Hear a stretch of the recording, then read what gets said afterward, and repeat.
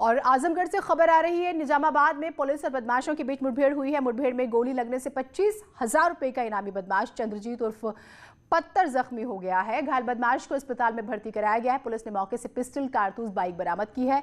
4 दिन पहले अहरौला थाना क्षेत्र में पेट्रोल पंप पर डकैती हुई थी और ये उसमें शामिल था। मुठभेड़ के दौरान इसका साथी पुलिस को चकमा देकर फरार हो गया। उसकी तलाश की जा रही है।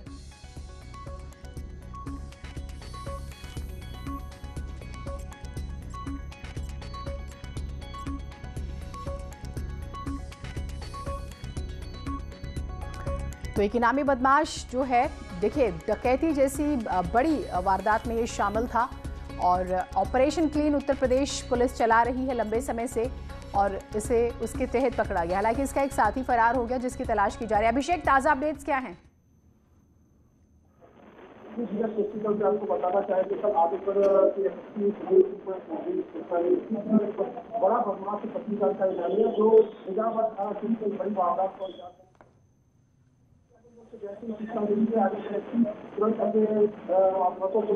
अभिषेक, आपसे बात करने की कोशिश करेंगे, आपकी आवाज़ जो है स्पष्ट नहीं आ पा रही है।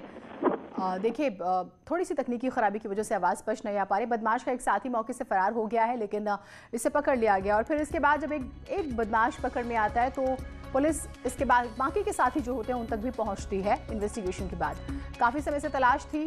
पिछले दिनों एक लूट होती है, उसमें ये शामिल था। 25,000 रुपए का इस पर इनाम था। इसके पास से पिस्टल, कारतूस और बाइक बरामद हुई है जिसका इस्तेमाल अमूमन ये इस तरह की गतिविधियों में किया करता था।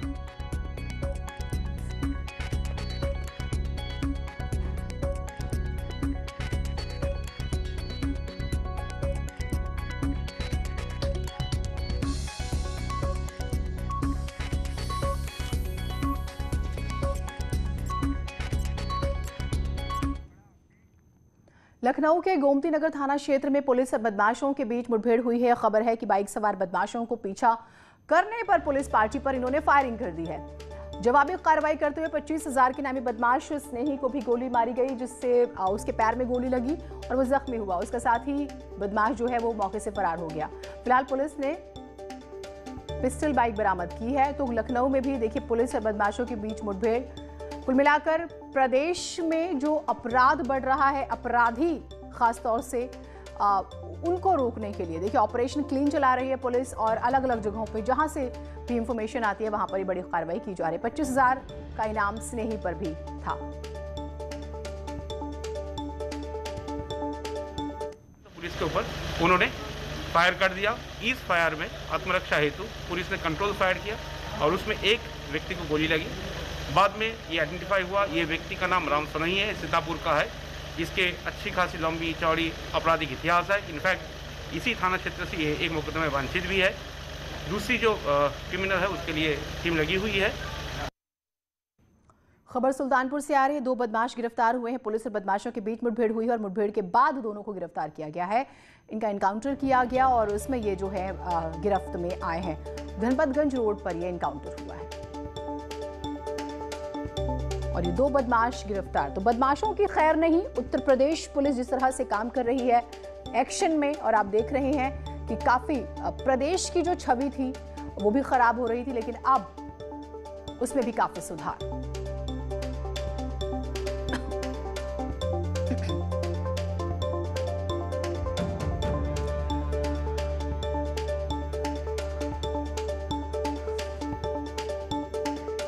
तो धनपतगंज रोड पर यह एनकाउंटर हुआ। यहाँ पर भी काफी समय से शिकायत थी और इन्होंने अपने अब जिस इलाके की जब हम बात करते हैं तो वहां पर इनका खौफ था, लोग परेशान रहते थे, शिकायतें लंबे समय से मिल रही थी। अपराध में काफी सारे अपराध में ये शामिल थे और उसके बाद ये ऑपरेशन चलाया जाता है और ये दोनों जख्मी होते हैं। हालांकि पुलिस के भी 2 सिपाही जख्मी हुए हैं और फिर इन्हें गिरफ्तार किया गया।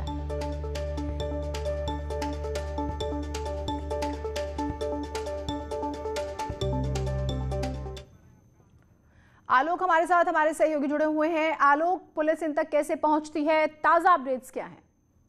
देखिए, आपको बता दें कि ये दोनों बदमाश जो है इन्होंने जनपद में कई घटनाओं को अंजाम दिया था। जिसके बाद पुलिस लगातार इनकी तलाश में जुटी थी। पुलिस की कई टीमें लगाई गई थी और मुखबिर भी तैनात किए गए थे। पुलिस मुखबिरों से भी लगातार जानकारी ले रही थी, इनपुट ले रही थी कि बदमाशों को कैसे गिरफ्तार किया जाए। जिसके बाद रात में सूचना मिली पुलिस टीम को, ये बदमाश किसी वारदात को अंजाम देने जा रहे हैं। उसके बाद पुलिस की 3 टीमें प्लस क्राइम ब्रांच की टीम जो है मौके पर पहुंची है, जिसके बाद बदमाश पुलिस को देखकर भागने लगे और पुलिस पर फायरिंग कर दी, जिसमें एक सिपाही को गोली लगी। उसके बाद पुलिस ने फायरिंग की, जिसमें दोनों बदमाश घायल हुए हैं और पुलिस ने इनको हिरासत में लेकर के जिला अस्पताल में भर्ती कराया है। जी जी नाम। बहुत शुक्रिया आपका तमाम जानकारियों के लिए।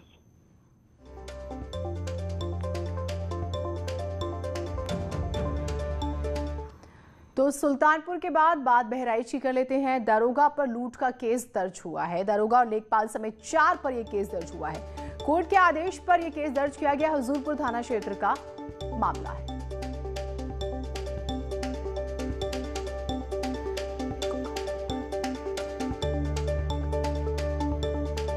तो दारोगा ही देखिए, यहाँ पर एक तरफ पुलिस अपराधियों को पकड़ रही है, एनकाउंटर हो रहे हैं, ऑपरेशन क्लीन चलाया जा रहा है और यहाँ पर दारोगा महोदय हैं, उन पर ही केस दर्ज करने की बात हुई। अखिलेश हमारे साथ हैं। अखिलेश, इन दारोगा जी ने ऐसा क्या किया कि मामला दर्ज करने तक की नौबत आ गई? जीनत बता दो, एक जमीन का मामला था हुजूरपुर थाना क्षेत्र में, जिसमें जो है लेखपाल और दरोगा ने कब्जेदारी को लेकर अतिक्रमण हटाने गए थे। हालांकि किसी तरीके का आदेश नहीं था। उसके बाद उस महिला वो थाने की चक्कर लगाती रही, लेकिन उसकी FIR नहीं लिखी गई और दरोगा खुद जाकर उसमें इन्वॉल्व थे, उसमें लेखपाल भी इन्वॉल्व थे। उसके बाद वो महिला चली गई न्यायालय, वहां पर उसने वाद दायर किया और 7 महीने बाद जजमेंट आया है जिसमें दरोगा समेत लेखपाल और 4 लोग के खिलाफ FIR लिखी है। बहुत शुक्रिया आपका। तो अपराधियों के साथ कई बार संलिप्तता, पुलिस वालों की मिलीभगत और उसके बाद आम लोगों पर दबाव बनाते हैं, खासतौर से जमीन के विवाद में ऐसा मामला आता है और कुछ ऐसा ही यहाँ पर भी था।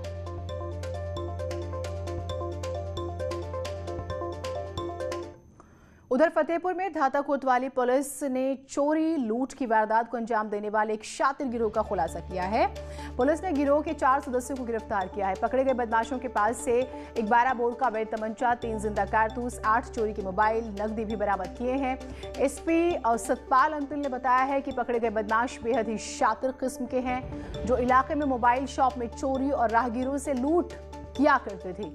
कई बार सामान छीन के भाग जाते थे। फिलहाल पुलिस ने बदमाशों के खिलाफ मुकदमा दर्ज कर उन्हें जेल भेज दिया है। पुलिस के द्वारा एक सराहनीय कार्य किया गया है, जिसमें कि दुकानों में चोरी करने वाले व छिनौती करने वाले एक गैंग का पर्दाफाश किया गया है। इसमें 4 लोगों को गिरफ्तार किया गया है, जो कि खखरेरू थाना क्षेत्र और सुल्तानपुर गोश्त थाना क्षेत्र के रहने वाले हैं।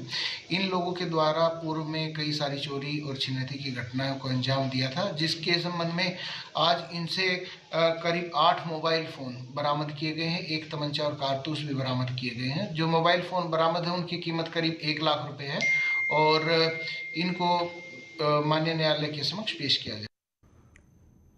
खबर बिजनौर से आ रही है। दुकान में भीषण आग लग गई। परचून की थोक दुकान थी जहां पर यह आग लगी है और बताया जा रहा है कि शॉर्ट सर्किट की वजह से यह आग लगी है और लाखों रुपए का सामान जो है वो जल गया है। फायर ब्रिगेड की गाड़ी ने आग पर काबू पा लिया है, ये अच्छी बात है।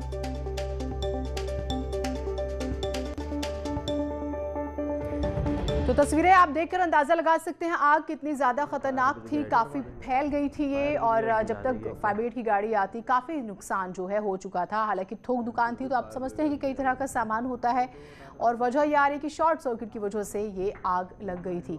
काफी नुकसान हुआ है, लेकिन ये है कि आखिर में आग पर काबू पा लिया गया।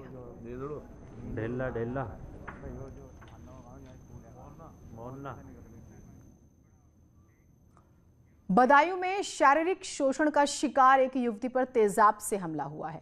गंभीर हालत में झुलसी युवती को जिला अस्पताल में भर्ती कराया गया। पुलिस ने इस मामले में एक आरोपी को गिरफ्तार किया है। बताया जा रहा है कि पीड़िता का गांव के ही एक युवक से प्रेम संबंध था। दोनों अलग अलग समुदाय के थे। वो शादी के नाम पर उसे झांसा देता रहा और जब शादी की बात आई तो उसने वीडियो वायरल करने की धमकी दी, जान से मारने की भी धमकी दी और जब ज्यादा दबाव बनाया तो तेजाब से हमला कर दिया, ये आरोप लगाया। फिलहाल पुलिस ने पूरे मामले की जांच शुरू कर दी है। चितरंजन सिंह हमारे साथ, हमारे सहयोगी जुड़े हुए हैं। चितरंजन, इस पूरे मामले में आगे जांच कहां तक पहुंची है और कितनी गिरफ्तारियां हुई, कितने लोग शामिल हैं, क्या अपडेट्स?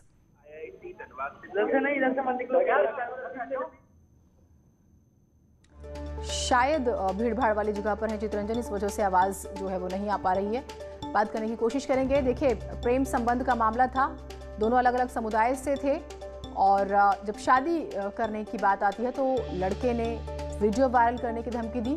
ये आरोप है लड़की का। फिलहाल पुलिस मामले की जांच कर रही है। बांदा से खबर आ रही है, तेज रफ्तार ऑटो पलट गया और हादसे में एक सवारी यानी कि एक व्यक्ति की मौत हो गई। 4 जो है वो जख्मी हैं, जिन्हें अस्पताल में भर्ती कराया गया है। बताया जा रहा है कि क्षमता से ज्यादा लोगों को उस गाड़ी में बैठाया गया। देखिए, ऑटो की हम बात कर रहे हैं, उसमें 13 लोगों को बैठाया गया था। तो आप सोचिए किस तरह से बैठे होंगे। पलट जाता है, बैलेंस बिगड़ता है, एक की मौत हो जाती है, वहीं पर 4 बुरी तरह से जख्मी हैं, जिन्हें इलाज के लिए भर्ती किया गया है।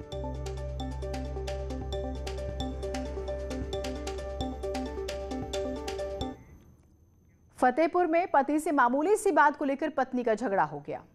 इस झगड़े में 70 फीट गहरे कुएं में पत्नी कूद जाती है। इस घटना की खबर पर मौके पर पहुंची पुलिस ने गांव वालों की मदद से रेस्क्यू ऑपरेशन चलाया। ये रेस्क्यू ऑपरेशन 1.5 घंटे तक चला और उसके बाद अच्छी बात ये रही कि उस महिला को बचा लिया गया। लेकिन सवाल ये कि पति पत्नी के झगड़े में क्या सोल्यूशन यही है कि आप आत्महत्या की कोशिश करें? और ये तस्वीरें भी जो है हम आपको दिखा रहे हैं। जल्दी लो यार, तुम अपनी गाइस ले लो, जल्दी पकड़ो। चलिए बात किसानों की करते हैं। किसान आंदोलन का आज 22वां दिन है। दिल्ली की कड़कड़ाती सर्दी में किसान खुले आसमान के नीचे कृषि कानून के विरोध में धरने पर बैठे हैं। इस बीच आज सुप्रीम कोर्ट ने इस मामले पर सुनवाई जो है वो कोर्ट करेगा। दिल्ली बॉर्डर को खाली करने समेत तमाम मुद्दे शामिल हैं। किसानों को समर्थन भी बढ़ता जा रहा है क्योंकि पश्चिमी यूपी समेत कई राज्यों के किसान आंदोलन से जुड़ते जा रहे हैं और सियासत भी हो रही है। एक तरफ सरकार का रुख अब तक कृषि कानून वापस ना लेने का ही दिखाई दे रहा है। सुशील हमारे साथ, हमारे सहयोगी जुड़े हुए हैं। सुशील, सुप्रीम कोर्ट में मामला पहुंचा, ये अपने आप में बड़ी बात। अब 2 सबसे बड़ी बातें, ये आंदोलन करना कितना सही, यानी कि जिस तरह से रास्ते बंद हैं, और दूसरी बात है कि क्या सरकार कानून वापस लेगी। दोनों ही याचिकाओं पर सुनवाई है। जी बिल्कुल जीनत, देखिए साफ तौर से जिस तरह पिछले 22 दिन से किसान धरना प्रदर्शन कर रहे हैं, उस धरना प्रदर्शन को फिलहाल कहीं ना कहीं खत्म करने के लिए सुप्रीम कोर्ट ने एक पहल की है, जिसमें साफ तौर से सुप्रीम कोर्ट ने ये कहा है कि इस पूरे विवाद को सुलझाने के लिए एक समिति का गठन किया जाए। जिनत आज 2 याचिकाओं पर एक साथ सुप्रीम कोर्ट सुनवाई करेगा। पहला वो याचिका है जिसमें किसान जो धरने पर बैठे हैं उनको किसी व्यवस्थित स्थान पर भेजा जाए। दूसरा जो किसान कानून है वो असंवैधानिक है और उसको लेकर सुप्रीम कोर्ट ने केंद्र सरकार को नोटिस पहले ही जारी किया है। तो दोनों याचिकाओं पर आज सुप्रीम कोर्ट एक साथ सुनवाई करेगा। सबसे महत्वपूर्ण बात सुप्रीम कोर्ट ने ये भी किया है कि कल 8 किसान यूनियन के लोगों को सुप्रीम कोर्ट ने पक्षकार बनाते हुए नोटिस जारी किया था, जिसको लेकर आज सुप्रीम कोर्ट उन किसानों की भी बात सुनेगा। तो कहीं ना कहीं सुप्रीम कोर्ट की जो पहल है वो साफ तौर से इस तरफ इशारा कर रही है कि इस विवाद को कैसे सुलझाया जाए, क्योंकि इस विवाद को अगर अभी नहीं सुलझाया जाएगा तो जो धरना प्रदर्शन है वो देशव्यापी हो जाएगा और तब संकट और बढ़ जाएगा। लॉस भी बहुत ज्यादा हो रहा है। सुशील, आपसे हम अपडेट्स लेते रहेंगे। बहुत शुक्रिया, आप हमारे साथ जुड़े। प्रीति हमारे साथ जुड़ी हुई हैं। प्रीति, चिल्ला बॉर्डर की हम बात करते हैं। देखिए, विपक्ष क्या कह रहा है वो एक बात है, सरकार कोशिश करिए, मनाने की कोशिश करिए, वो भी एक बात है, लेकिन यहाँ पर जन समर्थन बढ़ता जा रहा है। यूपी की खापें अब साथ में आ गई हैं, हरियाणा पंजाब की स्थिति तो हम देख ही रहे हैं, यहाँ राजस्थान से भी हम देख रहे हैं कि किसान पहुंच रहे हैं। अभी की क्या स्थिति है वहां पर?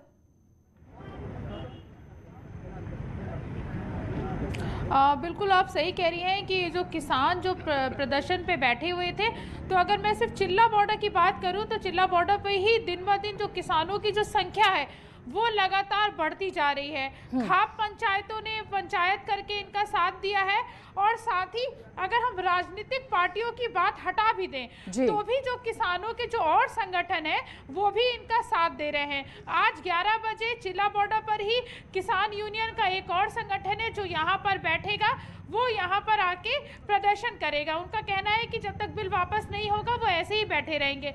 बाकी योगेश जी हमारे साथ मौजूद हैं जो किसान यूनियन के जो प्रदेश अध्यक्ष हैं, और भानु के जो 5 दिन से भूख हड़ताल पर है। आज 5वां दिन है इनका भूख हड़ताल पर, इन्हीं से बात करते हैं। ये बताइए, 5वां दिन है आपका भूख हड़ताल पर और दिन ब दिन जो किसानों की जो संख्या है वो आपके साथ जुड़ती जा रही है, तो बीच का रास्ता नहीं निकाल सकते आप लोग? कुछ बीच का क्या रास्ता निकालने? क्या बीच का रास्ता आप बताओ। सरकार बात कर रही है तो कहाँ बात कर रही है सरकार? बहुत दिनों बात कर रही सरकार ने, लेकिन कुछ रास्ता तो निकाले। जो किसान नहीं चाह रहा है कि इन बिलों को हमें नहीं चाहिए तो उनको रद्द कर दे। उसके बाद किसान आयोग का गठन, स्वामीनाथन आयोग की रिपोर्ट की लागू करने की कहते थे मोदी जी 2014 में आए थे, आज तक नहीं की, उसे ही कर दें। 5 दिन से आप भूख हड़ताल पर हैं, आज 5वां दिन है। ये भूख हड़ताल कब तक जारी रहेगी? अब ये तो ईश्वर जाने और जिस सरकार जाने कब तक। चलिए, रांची में गजराज कुएं में गिर गया और 16 घंटे तक जिंदगी के लिए जद्दोजहद करता रहा। आखिरकार जेसीबी की मदद से उसे बाहर निकालने का रास्ता तैयार किया गया।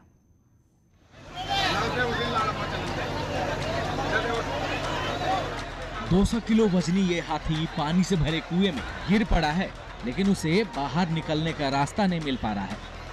तो ये हाथी बाहर निकलने की बार बार जद्दोजहद कर रहा है, पानी में बार बार अपने भारी पांव मार रहा है। देखिए किस तरह से ये हाथी पानी से बाहर निकलने के लिए अपने पांव मार रहा है, लेकिन वापस पानी में गिर जा रहा है। तो क्या ये हाथी बाहर निकल पाएगा? पानी से भरे इस गहरे कुएं से बाहर निकलने के लिए ये हाथी रात भर जद्दोजहद करता रहा, बार बार भारी पांव मारता रहा और इस कोशिश में उसे गहरी चोट हुई। बाहर निकलने की कोशिश में हाथी का भारी शरीर थक गया और वो घंटों पानी में निढाल पड़ा रहा। लेकिन गजराज ने हार नहीं मानी। तो गजराज की जिंदगी का संघर्ष देखने के लिए आसपास के ग्रामीणों की भारी भीड़ इकट्ठा हो गई। हर कोई हाथी को बाहर निकालने की तरकीब बता रहा है। आप पानी भरिए, कुआं में पानी भरिए, पानी को ऊपर उठाइए, हाथी अपने आप उठ जाएगा। नहीं तो जेसीबी मंगाइए। प्रशासन काहे के लिए है? कुएं में जैसे जैसे गजराज की जद्दोजहद चलती रही, वैसे वैसे भीड़ बढ़ती रही। आखिरकार वन विभाग ने जेसीबी मंगवाई और उसकी मदद से टनल खोदी गई, जिसके रास्ते से ये हाथी 16 घंटे के बाद कुएं से बाहर निकला। घायल हुआ, अभी वो अपने ग्रुप में मिला दिया गया है। हाथी तेजी से अपने ग्रुप में चला गया। उसके बाद हम लोग फिर बात करते हैं वेटनरी डॉक्टर से, इसको रेस्क्यू करके, इसको ट्रैंकुलाइज करके इसका इलाज किया जाए। रांची और खूंटी के जंगली इलाकों में इन दिनों जंगली हाथियों का झुंड घूम रहा है। ये हाथी उसी झुंड से बिछड़कर कुएं में गिर गया था। आखिरकार वन विभाग की मदद से उसे बाहर निकाल लिया गया। अरविंद, न्यूज़ 18, खूंटी। मैगी देश के लिए 2 मिनट। CNN के सहयोग से लॉन्च एग्री चैलेंज एक अनूठा केस स्टडी चैलेंज है, जिसने भारत के टॉप 26 कॉलेजेस से प्रतिभाशाली स्टूडेंट्स को आकृष्ट किया है। इसमें ये स्टूडेंट्स एग्री बिजनेस सॉल्यूशंस पेश करते हैं, जो फार्म सेक्टर को ज्यादा सस्टेनेबल, सक्षम और फायदेमंद बनाने में मदद करेंगे। अब जबकि इस हफ्ते इस साल का इसका पूरा ग्रैंड फिनाले होने वाला है, हमने नेस्ले इंडिया के चेयरमैन और मैनेजिंग डायरेक्टर सुरेश नारायणन से बात की, इसकी प्रासंगिकता और प्रभाव को समझने की कोशिश की। सुनते हैं उन्होंने क्या कहा। Maggi as a brand is very much linked to agriculture, and agriculture is also the segment of our economy which is the most important in terms of occupation and in terms of incomes for a large number of the farming community and the allied community. And therefore it is important that issues around agriculture be addressed with. And what better brand than Maggi to contribute in its own small way to good ideas coming into agriculture, and some of them hopefully, as we will see today, being implemented to a worthy cause. आप हमारे 2 भागों के grand finale को जरूर देखें, जिसमें 3 टीमें 5 लाख की नगद पुरस्कार और एग्री चैलेंज टाइटल्स के लिए भिड़ेंगी।